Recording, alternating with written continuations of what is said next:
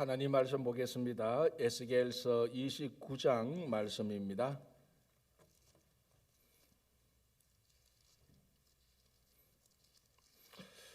29장 1절에서 끝까지 제가 받들어 봉독해 드리겠습니다.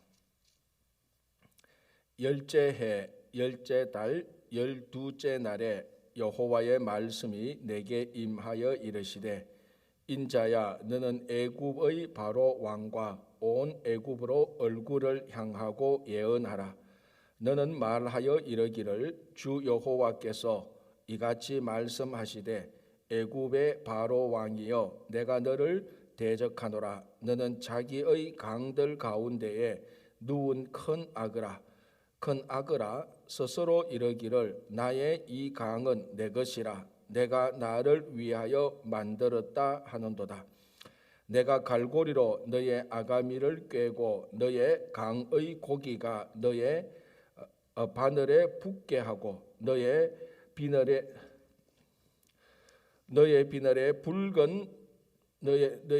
붙은 강의 모든 고기와 함께 너를 너의 강들 가운데에서 끌어내고 너와 너의 강의 모든 고기를 들에 던지리니, 너가 지면에 떨어지고 다시는 거두거나 모으지 못할 것은 내가 너를 들짐승의 공중의 새의 먹이로 주었습니다. 애굽의 모든 주민이 내가 여호와인 줄을 알리라. 애굽은 본래 이스라엘 족속에게 갈대 지팡이라. 그들이 너를 손으로 잡은적 너가 부러져서 그들의 모든 어깨를 찢었고, 그들이 너를 의지한적 너가 부러져서 그들의 모든 허리가 흔들리게 하였느니라. 그러므로 주 여호와께서 이같이 말씀하셨느니라. 내가 칼이 너에게 임하게 하여 너에게서 사람과 짐승을 끊은적 애굽 땅이 사막과 황무지가 되리니, 내가 여호와인 줄을 그들이 알리라.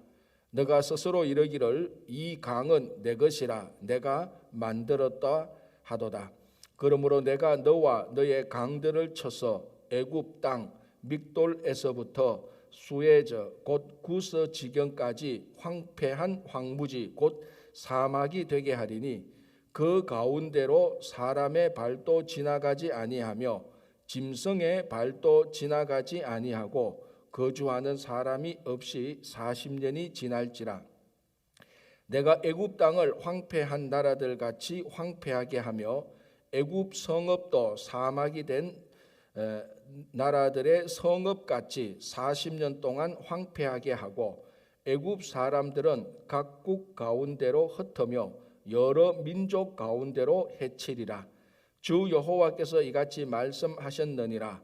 40년 끝에 내가 만민 중에 흩은 애굽 사람을 다시 모아내되 애굽에 사로잡힌 자들을 돌이켜 바드로스 땅 곧 그 고국 땅으로 돌아가게 할 것이라. 그들이 거기에서 미약한 나라가 되되 나라 가운데에 지극히 미약한 나라가 되어 다시는 나라들 위에 스스로 높이지 못하리니, 내가 그들을 감하여 다시는 나라들을 다스리지 못하게 할 것임이라. 그들이 다시는 이스라엘 족속의 의지가 되지 못할 것이요, 이스라엘 족속은 돌이켜 그들을 바라보지 아니하므로 그 죄악이 기억되지 아니하리니, 내가 여호와인 줄을 그들이 알리라 하셨다 하라. 27째 해 첫째 달 초하루에 여호와의 말씀이 내게 임하여 이르시되, 인자야, 바벨론의 느부갓네살 왕이 그의 군대로 두로를 치게 할 때에 크게 수고하여 모든 머리털이 부지러졌고 모든 어깨가 벗어졌으나 그와 군대가 그 수고한 대가를 두로에서 얻지 못하였느니라. 그러므로 주 여호와께서 이같이 말씀하셨느니라. 내가 애굽 땅을 바벨론의 느부갓네살 왕에게 넘기리니, 그가 그 무리를 잡아가며 물건을 노략하며 빼앗아갈 것이라. 이것이 그 군대의 보상이 되리라. 그들의 수고는 나를 위하여 함인적 그 대가로 내가 애굽 땅을 그에게 주었느니라. 주 여호와의 말씀이니라. 그날에 나는 이스라엘 족속에게 한 뿔이 돋아나게 하고 나는 또 너가 그들 가운데에서 입을 열게 하리니 내가 여호와인 줄을 그들이 알리라. 아멘. 영월도 재단에 귀한 예물 드리는 손길들 있습니다. 조영구 장로님, 조수인 장로님 감사, 노선희 전도사님 감사 예물 드립니다. 우리 먼저 기도하겠습니다. 주님 은혜를 감사합니다. 오늘 하루도 저희들 이른 아침부터 주님께서 깨워주시고 오늘 하루 이른 시간부터 하루를 시작하게 해주시니 감사합니다. 오늘 또 주어진 이 하루가 우리 인생의 또 새로운 하루가 되게 하여 주시고 이 새로운 하루를 가득 채워서 하나님께 온전히 영광 돌리게 하여 주시옵소서. 오늘 또 이 아침에 드리는 모든 기도를 응답해 주시고 이 시간에 또 우리들이 함께 나누는 에스겔서 말씀을 통하여 주님의 말씀을 듣고 주님을 경험하며 또 오늘 하루 이 말씀에 의지하여서 살아갈 수 있도록 도와주시옵소서. 귀한 예물을 드리는 손길들 있사오니 주님께서 기억하여 주시고 그들의 기도를 들으시고 또한 100배, 1000배, 만배의 복으로 갚아 주시옵소서. 감사하오며 예수님의 이름으로 기도하옵나이다. 아멘. 계속해서 에스겔서에 나오는 우리 열방들에 대한 심판 내용을 보겠습니다. 자, 길게 26, 27, 28 우리가 앞에서 본 것처럼 이 26절부터 약 3장에 걸쳐서 두로에 대한 심판이 길게 나왔고요. 이제는 애굽에 대한 심판이 또 길게 나옵니다. 두로보다 좀 더 많은 것 같아요. 제가 정확히 분량은 안 잡았는데 훨씬은 아니고 좀 더 이제 앞으로 계속해서 애굽에 대해서 나오는데 거의 비슷한 분량인데, 자, 애굽은 언젠가는 한 번의 심판을 받아야 될 나라가 맞죠. 그 애굽 이스라엘 백성들 북이스라엘과 남유다로 나누어졌을 때조차도 두 나라가 공통적으로 굳게 의지했던 나라가 바로 이 애굽이었습니다. 애굽은 이스라엘 백성들 그러니까 애굽과의 그 관계는 본격적으로는 요셉으로부터 시작되죠. 요셉이 이제 애굽으로 팔려가는 것부터, 그러니까 요셉의 형들이 요셉을 애굽으로 가는 미디안 상인에게 요셉을 노예로 파는 것에서부터 사실은 이제 그 애굽과 관련이 되어지는 것입니다. 그때부터 남유다가 멸망하기까지 정말로 긴 세월 동안 애굽을 떠날래야 떠날 수 없는 그런 관계가 되었습니다. 어떻게 보면은 이게 딴 뜻이 있는 것이 아니고 중국과 우리나라와의 관계, 국경이 붙어 있으니까 이 좋든 싫든 뗄래야 뗄 수가 없는 관계입니다. 그죠?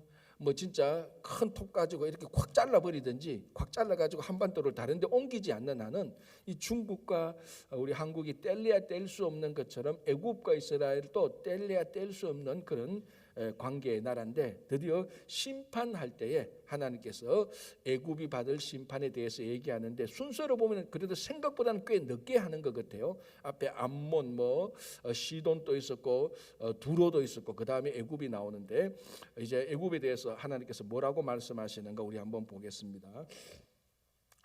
자, 3절.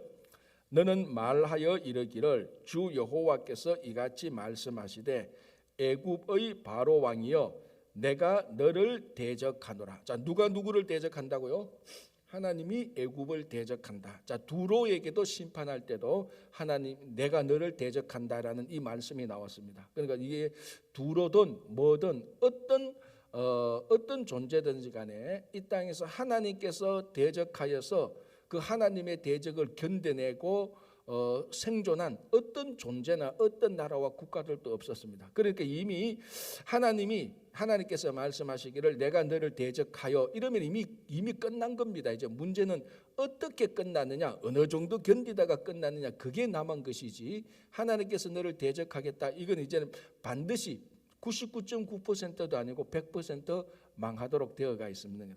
그러니까 지금 하나님께서 우리들이 좀 잘 나간다, 어떻다, 어떤 개인이나 국가나 어떤 그룹들이나 막말로 비밀 단체라 할지라도 하나님께서 그 한 세력 국가를 대적해 딱 그 지적하여서 대적하겠다. 그럼 그것부터 이 100% 망하는 것이죠. 그래서 하나님께서 우리 각자에게 내가 너를 향하여서 내가 누구누구를 부르면서 너에게 대적하겠다 이 말 나오면 그 끝나는 거죠. 반대로 우리는 어떻게 드려야 됩니까? 내가 너를 향하여서 얼굴을 향하겠다. 이제 이렇게 나와야 그 주변의 대적들이 어떻게 나와도 다 하나님께서 우리를 이제 도와줄 수 있는 것입니다. 자, 이제 한번 보겠습니다. 오늘 이 본문을 보면은 애굽에 대하여서 무엇이라고 어떻게 표현하는가가 나옵니다. 첫 번째 한번 보겠습니다. 중간에 3절 중간에 내가 너를 대적하노라 너는 자기의 강들 가운데에 누운 큰 악어라. 자, 그리고 좀 이따 보겠지만은 지금 한번 보겠습니다.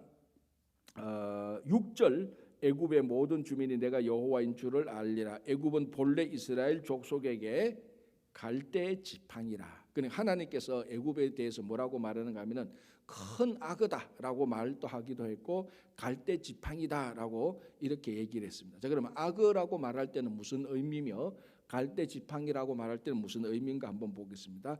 자, 누운 큰 악어라라고 말합니다. 자, 이 성경에서 자, 이 악어는 지금 우리가 말하는 영어로 말하는 크로코다일 이런 악어가 아닙니다. 한마디로 말하면 바다에 있는 큰 괴물이다 이겁니다. 그걸 이제 우리 성경에서 그 오래전부터 그런 바다의 괴물 그것들을 봤을 때 이 악어의 모습들이 바다의 괴물 같은 모습이잖아요. 저는 아직까지도 악어 보고 귀엽다 예쁘다 하는 사람을 본 적이 없습니다. 그 악어 보고 예쁘다 귀엽다 하면 나는 이제 그 사람을 괴물로 보는 것이죠. 그렇지 않습니까? 그 악어를 보고 귀엽다 예쁘다 예뻐 내가 안고 싶다 그런 사람은 괴물 외에는 그런 사람이 없습니다. 그러나 이 악어라는 이미지 생김새 그리고 바다에 있는 그 악어는 피조물이지만은 굉장히 주변 사람들한테 혐오감을 주는 공포와 두려움을 주는 그런 괴물로 된 피조물입니다. 그래서 여기서 두 가지를 이제 말하고 싶은 거죠. 첫 번째는 피조물이다. 아무리 그 바다의 그 괴물이 힘이 세고 사람들을 아무리 공포스럽고 두렵게 해도 결국은 피조물에 불과하다는 것입니다. 피조물에 불과하다는 것은 창조주 하나님께서 이 바다 괴물과 같은 이 악어를 자유자재로 하나님께서 다룰 수 있다는 것이 전제되어 있는 것이고요. 또 하나는 이 악어가 주변 세력들을 혐오하게 만들고 공포스럽게 만들었다는 것은 그 당시 애굽이 그 주변 국가들에게 얼마나 공포가 되었고 불안하게 만들고 어떻게 혐오스러운 그런 존재가 되었다는 것을 얘기하고 있습니다. 그래서 오늘 4절 5절을 보면은 이 악어를 어떻게 잡느냐?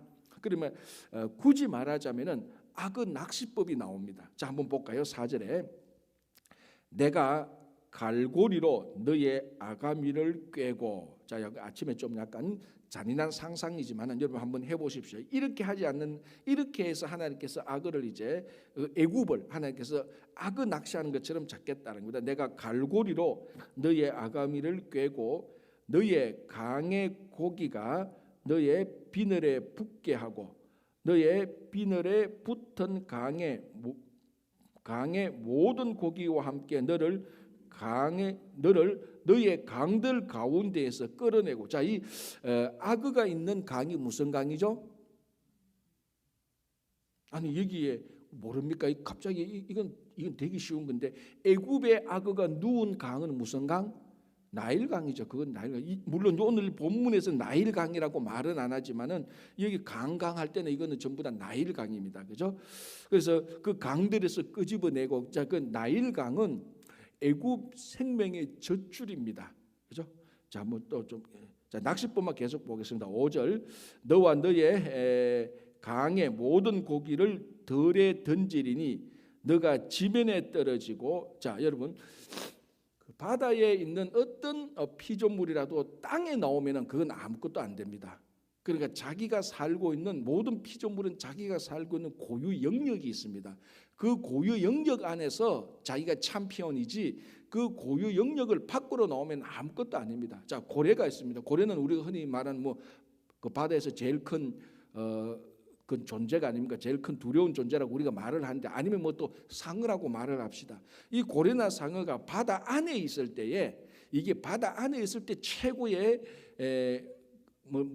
최고의 챔피언이 되는 것이지 이 상어가 땅 위에 올라왔다 이게 참편이 되겠습니까? 올라온 지 약간만 기다리면은 호흡하고 이런 문제에서 다 죽습니다. 그러니까 자, 그럼 예를 한번 들어봅시다. 이 우리 땅에서 가장 사나운 짐승, 사자나 표범이나 호랑이, 이게 땅에 있을 때나 강하지, 이 표범이나 사자를 태평양 한가운데 던져놔 보십시오. 아무 힘도 못 씁니다. 그러니까 오늘 이 애굽을 그 강에서 끄집어낸다는 것은 죄송합니다. 애굽이 아니고 이 악을 끄집어낸다는 것은 아무런 힘을 못 쓰게 만드는 것입니다. 그러니까 모든 짐승은 창조의 원리에 의해서 모든 짐승은 자기가 속한 고유 영역에서나 챔피언이 되고 거기서 활동하는 것이지, 그것이 어긋나거나 벗어나면은 아무런 힘을 못 씁니다. 무슨 말인가 하면 오늘 이걸 보면서 어떤 생각이 드는가 하면 우리도 똑같습니다. 하나님께서 우리 각자의 삶의 영역들이 있습니다. 우리가 주어진 하나님께서 허락한 삶의 영역이 있는데 그것을 벗어나게 될 때는 이제 그때부터 망하게 되는 것입니다. 자, 더 신앙적으로 우리가 보자면 우리는 그리스도 안에서 살도록 되어져 있는 것입니다. 근데 이 영역을 벗어나면요, 자기가 잘 나가는 것지만 결국 이 악어가 나일강에서 나오는 것처럼 우리가 이 예수 그리스도 안에 있는 이 성도가 영역을 벗어나면요, 사실은 아무런 힘이 없는 것입니다. 그렇죠? 자, 그래서 이 낚시법을 이제 얘기하면서 마지막에 5절 끝에 보십시오. 내가 너를 들짐승과 공중의 새의 먹이로 주었다. 이제 충분히 상상되죠. 큰 악어 한 마리가 육지에 나왔습니다. 이제 하늘에 있는 모든 까마귀, 뭐 독수리, 매, 새들이 확 달려들어서 그 애굽의 그 악어의 살점을 다 뜯어 먹습니다. 비참하게 죽는 것을 말하는. 이 큰 피조물이라도 그 경악스럽게 괴상하게 생긴 거라도 하나님께서 심판하실 때, 대적하실 때 자기 영역에서 벗어나기 위해서 새의 조그마한 새까지도, 그런 새의 먹이까지도 될 수밖에 없다라는 것을 얘기하는 겁니다. 그렇죠? 이 악어가 그렇게 비참하게 끝나는데, 자, 문제는 악어가 문제가 아니고 그 악어를 바라보는 애굽의 관점이 더 문제입니다. 자, 다시 이 3절 중간으로 들어가서 누운 큰 악어라 스스로 이르기를 나의 이 강은 내 것이라 내가 나를 위하여 만들었다 하노라. 자, 애굽이 나의 강은 이것이라, 나의 강은 이 강은 내 것이라. 그리고 이것을 내가 스스로 만들었다. 누가 이렇게 얘기한다고요? 하나님이 아니고 애굽이 그렇게 말을 한다는 겁니다. 자, 이 말은 하나님이 원래 해야 되는 거죠. 하나님이 원래 이 큰 애굽 나일 강을 보고 이 강은 내 것이라. 우리 말하면 이 강은 내 것인데 이 강에서 악어가 너가 있음이 웬 말인고 이렇게 나와야 맞는데, 애굽 사람들이 오히려 악어가 있는 그 강을 이게 내 것이다, 나를 위하여서 스스로 만들었다, 이렇게 말을 하는 것입니다. 자, 이제 여기서 이제 큰 이제 문제가 나타나는데요. 첫 번째는 이 강이 나일강은 뭐 분명합니다. 이 나일강을 애굽 사람이 실제로 만들었다 칩시다. 아닌데 100% 아닌데, 그리고 우리가 한번 칩시다. 그런데 이 얼마나 웃기는가 하면은 애굽 사람이 나일강을 만들었다 친다 할지라도 여기는 심각한 문제가 생깁니다. 무슨 문제가 생깁니까? 애굽 사람은 나일강을 신적 숭배한 것입니다. 그러니까 애굽에는 수없이 많은 우상들이 있는데 그 우상 가운데 굉장히 높은 위치에 차지하고 있는 우상들이 몇 개 있습니다. 그게 태양신도 있고요. 우리가 애굽에서는, 그리고 그 높은 레벨에 있는 신들 가운데 하나가 나일강도 자기들의 신들로 생각했어요. 그래서 제가 몇 번 앞에서 말씀드린 것처럼 이스라엘 백성들이 애굽에서 나올 때 하나님께서 10가지 재앙을 낼 때 첫 번째 재앙을 어디에 내렸다고요? 나일강에 내렸어. 그 강이 핏물로 바뀌도록 한 것입니다. 그러니까 이 나일강은 애굽 사람들의 생명의 젖줄이요, 그리고 이 사람들은 이 나일강을 신처럼 숭배했습니다. 자, 우상 숭배라는 게 원래 그런 거예요. 우리가 하나님을 섬기는 이 패턴하고 우상을 그 이방 나라들이, 구약에서 이방 나라들이 우상을 섬기는 패턴은 완전히 다른 겁니다. 그러니까 우상을 섬긴다는 것은 다른 말로 하면 자기들이 만든 것을 섬기는 것이 우상입니다. 그런데 하나님을 섬긴다는 것은 만들어진 존재가 자기를 만든 존재를 섬기는 겁니다. 그러니까 뭔가 하면 하나님은 우리를 만드신 분을 섬기는 것이 하나님 섬기는 것이고, 우상은 내가 만든 것을 섬기는 것이 우상이라는 것입니다. 완전히 이해됐죠? 이해 안 되셨나? 이것도 고함 질러야 되는데 그러니까 하나님이 나를 만드셨기 때문에 섬기는 겁니다. 그게 하나님 섬기는 것이고 우상은 내가 만들었기 때문에 섬기는 것하고 똑같은 것입니다. 이게 그러니까 우리가 하나님 섬기는 거 우상 섬기는 거 본질이 완전히 다른 겁니다. 그러니까 이 사람들은 이 나일강은 내 것이라 내가 나를 위해 만들었다 그래 놔놓고 하는 일이 뭡니까? 그 강을 섬기는 겁니다. 그리고 이게 원래 우리가 하나님 섬기는 거하고 생각하면 완전히 딴판이 되는 것입니다. 그죠? 자, 이제 그리고 또 우리가 여기서 알 수 있는 게 뭐냐면 이 강은 내 것이라는 원래 주인인 하나님을 지금 못 알아보는 겁니다. 이 강은 하나님께서 만들으셨고 하나님이 하나님을 위해서 만든 것이죠. 나일강뿐만이 아니라 모든 것이. 자, 그런데 이 지금 한번 보시면 애굽 사람들이 나일강을 내 것이라 나를 위해서 만들었다. 이게 애굽 사람들이 그렇게 말을 했지만 오늘날 대부분의 성도들이 다 이런 생각을 다 가지고 있어요. 무슨 말인가 하면은 내가 가지고 있는 능력과 내가 가지고 있는 물질은 내 것이라 생각하잖아요. 안 그런 사람 있나요? 그래서 재직 수련회나 틈틈이 날 때마다 계속해서 강조하는 게 뭡니까? 우리들은 청지기로 살아야 됩니다라고 말을 하는 거예요. 청지기는 뭡니까? 자기 것이 없다고 생각하는 사람입니다.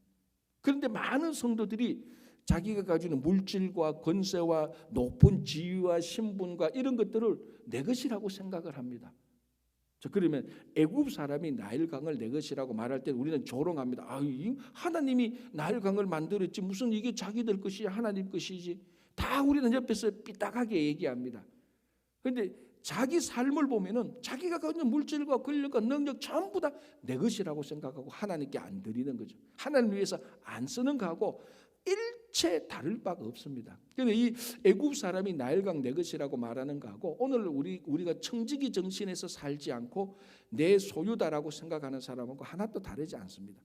좀 불쾌할 수는 있을 수 있겠지만 우리가 그래도 어떻게 나일강을 섬기는 애굽 사람하고 같아? 불쾌하지만은 똑같습니다. 자기가 만든 것, 자기에게 주어진 것을 섬기는 물질을 섬기고 그리고 제가 얘기하지만은 우리 자녀들을 신적으로 섬기는 것도 이 패턴하고 똑같습니다. 다 내 것이라고 말을 하는 것입니다. 그리고 전부 다 나를 위하여 있다라고 말을 하는 것입니다. 아니죠. 이 모든 것이 다 하나님으로부터 왔고 이 모든 것이 다 하나님을 위하여 있는 것입니다. 그러니까 이미 에스겔 때 지금으로부터 거의 3,500년 전 얘기 아닙니까?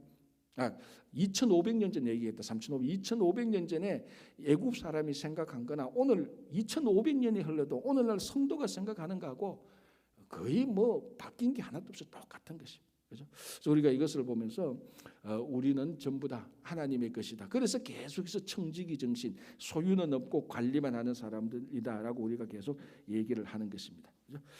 자, 6절 보겠습니다. 이제 이런 심판들 애굽과 나일강에 대한 심판을 통해서 6절에 애굽의 모든 주민이 내가 여호와인 줄을 알리라. 자, 우리 심판의 심판에 하고 난 다음에 마지막 때 항상 하나님께서 했던 말 내가 여호와인 줄을 알리라. 우리가 앞에 24장까지 예루살렘을 심판하고도 하나님께서 늘 했던 사람이 이 백성이 내가 여호와인 줄 알게 하겠다. 그러니까 유다 백성, 이스라엘 백성들이 원래 하나님인 줄 알았는데 잠시 잊고 엉뚱한 일을 할 때 하나님께서 또 심판해서 원래 내가 너희 하나님인 줄 알겠다 했고 앞에서 두로나 이런 모든 국가도 똑같고 애굽도 똑같습니다. 나일강이 너희 하나님이 아니고 창조주 하나님이 너희 하나님인 줄 알게 하겠다라는 그런 말씀이 있는 것입니다. 자, 이렇게 해서 하나님께서 애굽을 나일강으로 비유했고요. 이제 그 다음에는 뭡니까? 6절 끝부분에 너는 이스라엘 족속에게 갈대 지팡이라. 자, 갈대 지팡이 이건 그냥 그 갈대 하나 뽑아서 그 갈대를 지팡이로 삼은 것입니다. 자, 이게 튼튼하겠습니까? 안 튼튼하겠습니까? 자, 여러분 혹시 지금 기운이 없어서 갈대 지팡이 짚고 다니신 분들이 있습니까? 아니죠. 요즘은 우리 어르신들 보면 지팡이도요 아주 가볍고 아주 질긴 진짜 좋은 지팡이를 짚고 다니는 거죠. 그런데 이 갈대로 지팡이를 만들었으면 아무도 그 갈대를 지팡이로 만들었다 할지라도 그걸 의지하지 않습니다. 왜? 너무 힘이 없으니까. 바람 불면 바람이 약간만 바람 불어도 이 굽는 게 갈대니까. 그러니까 그 당시 그렇게 강대했던 나라라 할지라도 하나님께서 보실 때는 애굽은 갈대 지팡이에 불과합니다. 그래서 그 다음에 뭐라고 됩니까? 7절에 그들이 너를 손으로 잡은 적, 갈대 지팡이를 손으로 잡은 적 부러져서 그들의 모든 어깨를 찢었고, 그리고 그들이 너를 의지한 적, 너가 부러져서 그들의 모든 허리가 흔들리게 하셨다. 그러니까 이스라엘이 애굽을 의지했던 것을 비유해서 말하죠. 그래서 이스라엘 족속에게 갈대 지팡이라. 그런데 갈대 지팡이인 애굽을 너희들이 그토록 의지하느냐?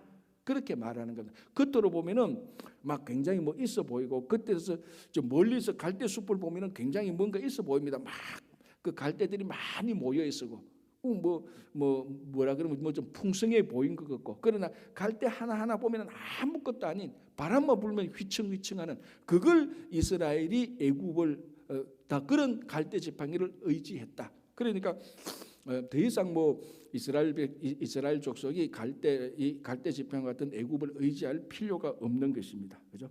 이게 애굽뿐만이 아니라 세상의 모든 열강들도 똑같습니다. 인류 역사적으로 모든 열강이 하나님께서 보실 때는 갈대 지팡이죠. 그래서 우리가 갈대 지팡이를 의지할 이유는 전혀 없습니다. 그죠? 자, 이제 이런 애굽에게 심판할 때 이렇게 되어 있습니다. 9절 보겠습니다. 애굽 땅이 사막과 황무지가 되리니. 자, 우리가 앞에서 심판할 때, 예루살렘을 심판할 때도 예루살렘에 더 이상 황폐했던 성읍이 될 것이다, 그렇게 얘기했습니다. 그래서 예루살렘이 황폐했던 성읍이 될 것이며, 거기에 많은 사람들이 오고 갔는데 지금은 아무도 없음이 어찌 된 이유인고, 이제 그런 식으로 우리가 앞에서 심판했던 것을 봅니다. 자, 여러분 한번 생각해 보십시오. 예루살렘이 황무지가 되는 것하고 애굽이 황무지가 되는 것하고 어떤 차이가 있을까요? 예루살렘이 황무지가 되는 것도 심판이지만 애굽은 아까 앞에서 말한 것처럼 애굽은 나일하고 같은 공동체입니다. 자, 이 애굽이 있었던 나일 강이 있었던 애굽은 세계 4대 문명 발상지 중에 하나입니다. 그런데 그 나일 강으로 인하여서 기름진 땅, 풍성한 땅이 황무지가 되는 것하고 예루살렘이나 일반 땅이 황무지가 되는 것하고 똑같이 황무지가 되지만은 어떤 사람이 황무지가 됐는가에 따라서 완전히 달라지는 거죠. 자, 예를 들자면은 예를 드는 겁니다. 우리 교회 정원이하고 저하고 많은 차이가 있지만은 정원이는 정말 노래를 잘해요. 저는 노래를 못해요. 내가 음치되는 거하고 정원이가 음치되는 거하고 둘 다 음치되지만 누가 더 큰 심판을 받을까요? 저는 뭐 원래 노래 못하는 거, 내가 음치되는 건 괜찮아요. 근데 정말 노래 잘하는 사람이 음치가 됐다, 그건 엄청난 심판이죠. 이게 애굽이 똑같다니까요.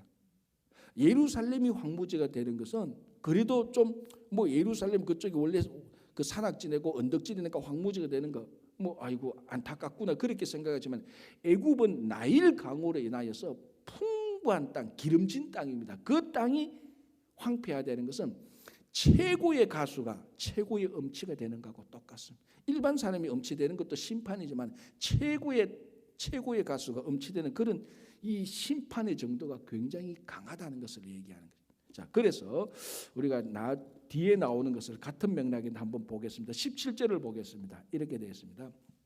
18절 보는 게 더 낫겠습니다. 18절. 인자야, 바벨론의 느부갓네살 왕이 그의 군대로 두로를 치게 할 때에 크게 수고하여 모든 머리털이 무질어졌고 모든 어깨가 벗어졌으나, 그러니까 우리가 앞에서 봤죠. 느부갓네살 왕이 두로를 치지 않습니까? 큰 흐름에 보면은 원래 바벨론이 이렇게 내려올 때 점을 쳐서 예루살렘을 먼저 칠까 두로를 먼저 칠까 점 치는데 어느 쪽이 먼저 나왔다고요? 예루살렘이 먼저 나왔습니다. 그래서 바벨론이 자기들이 친 점에 의하여서 예루살렘을 정복하고 그 다음에 두로를 쳤습니다. 그죠? 거기 우리 두로 심판할 때 본 거 아닙니까? 지금 그 얘기를 하는 겁니다. 두로를 칠 때에 두로를 완전 혼쭐을 냈다는 겁니다. 자, 그런데 18절 끝에 보십시오. 그와 군대가 그 수고한 대가를 두로에서 얻지 못하였다. 무슨 말인가 하면 두로를 쳤는데, 두로를 완전 황폐시켰는데 전리품이 없다는 겁니다. 왜 전쟁하죠? 전쟁의 중요한 목적은 상대방의 우리 땅을 넓히고 상대방에게 복수하고 이런 것도 있지만요. 전쟁을 할 때는 반드시 뭘 얻기 위함이 있습니까? 전리품을 얻으려고 하는 거예요. 우리가 A 나라를 치자. 그러면은 그 작전해야 하면 A 나라를 치려는 이유가 뭡니까? 그때는 그 중앙에 평야가 있는데 거기서 쌀 농사가 무지 잘 된다. 우리 쌀이 부족하니까 그 쌀이 잘 되는 그 평야를 얻기 위해서 A 나라를 치자. 그래서 A 나라를 쳐서 이기면 전리품을 얻게 되는 겁니다. 전리품 없는 전쟁은 거의 안 하는 거죠. 그런데 두로를 쳤는데 바벨론이 두로를 쳤는데 전리품이 없는 거예요. 우리말로 하면 뭡니까? 헛수고한 겁니다. 자, 그런데 보십시오.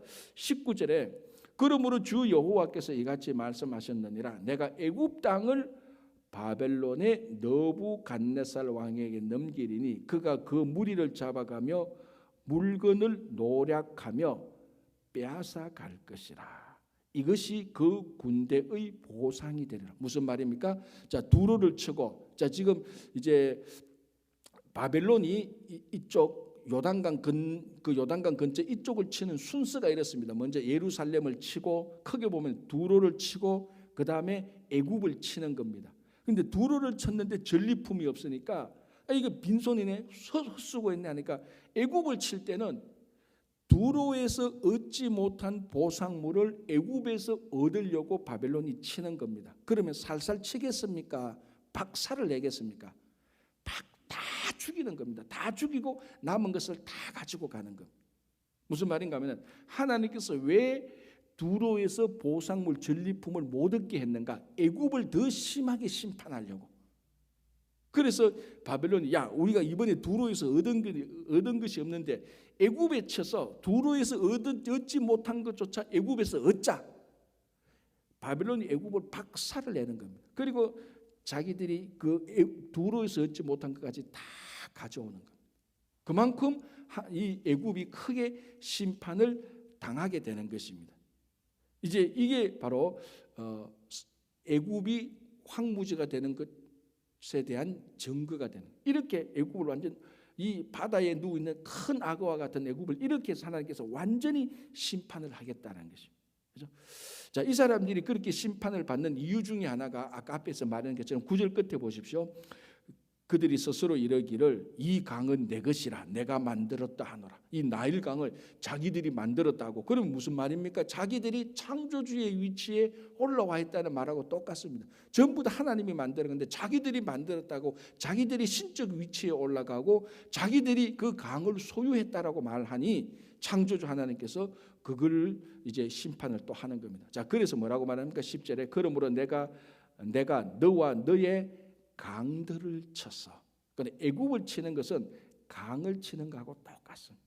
그렇죠? 그렇게 해서 심판을 이제 하게 되는데 이제 중간에 보면 하여튼 상징적인 의미로 40년 뒤에 다시 회복하고 40년 동안 어떻게 한다 이런 얘기가 나오지만 자 보십시오. 14절에 그때 이후부터 애굽에 대해서 하나님께서 어떤 심판을 내리는가 하면 14절에 애굽에 사로잡힌 자들을 돌이켜 바드로스 땅 그 고국 땅으로 돌아가게 할 것이라. 그러니까 10절부터 14절까지 애굽을 치고 애굽도 여러 가지 혼쭐 당하고 난 다음에 다시 회복을 시킵니다. 어느 정도 회복이 되는데 애굽은 완전히 회복 안 됩니다. 회복되어도 미약한 나라가 될 것이다. 그래서 14절 끝에 보십시오.